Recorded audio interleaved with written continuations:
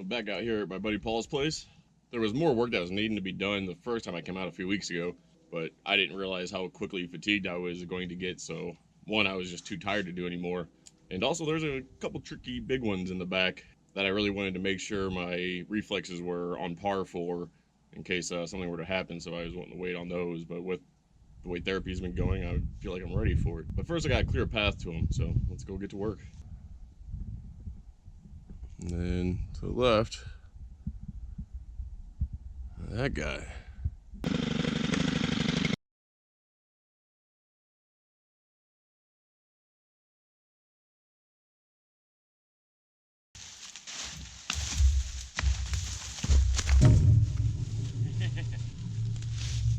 Alright, the brush cutter, not worth the trouble of even bringing it. Let's try the machete next.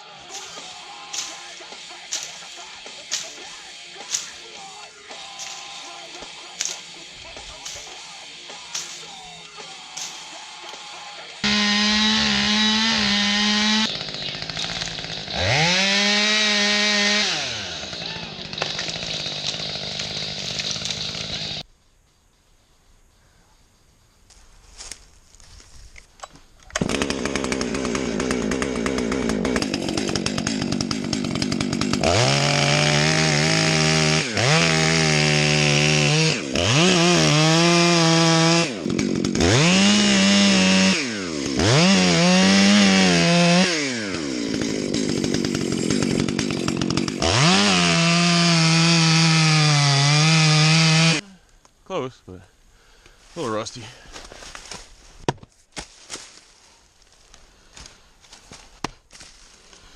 That wood's more solid than I thought it was going to be. Oh, no, it isn't.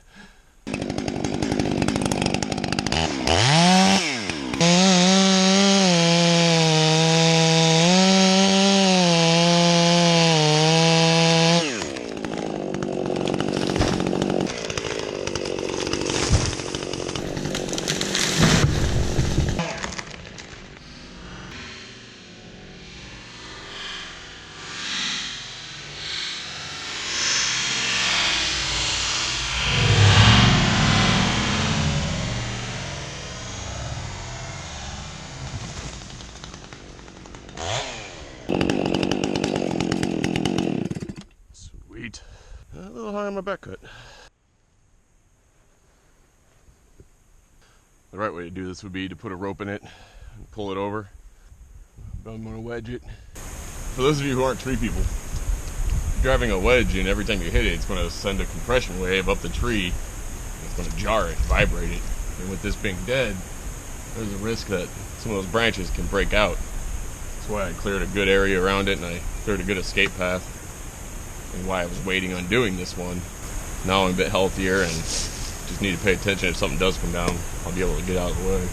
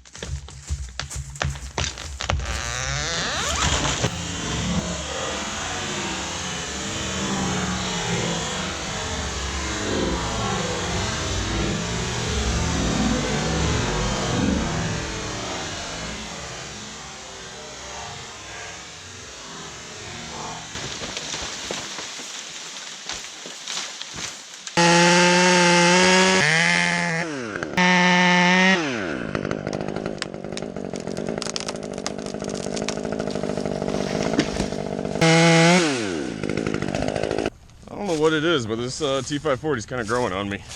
I'll be coming back another day to get that one, but I gotta spur up it. Be getting this one as well, but again, gotta spur up it and not doing that today.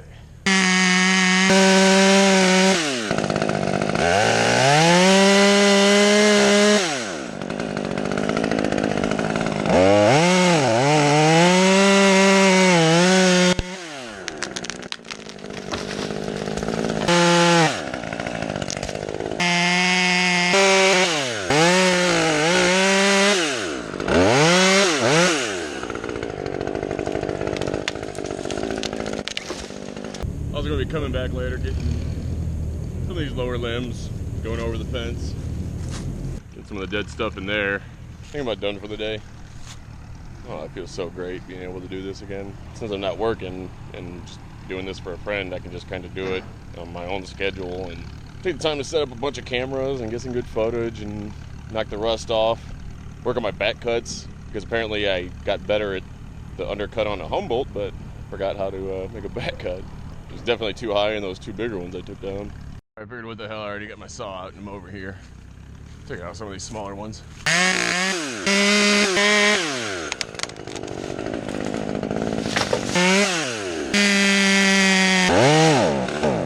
And I'm out of gas.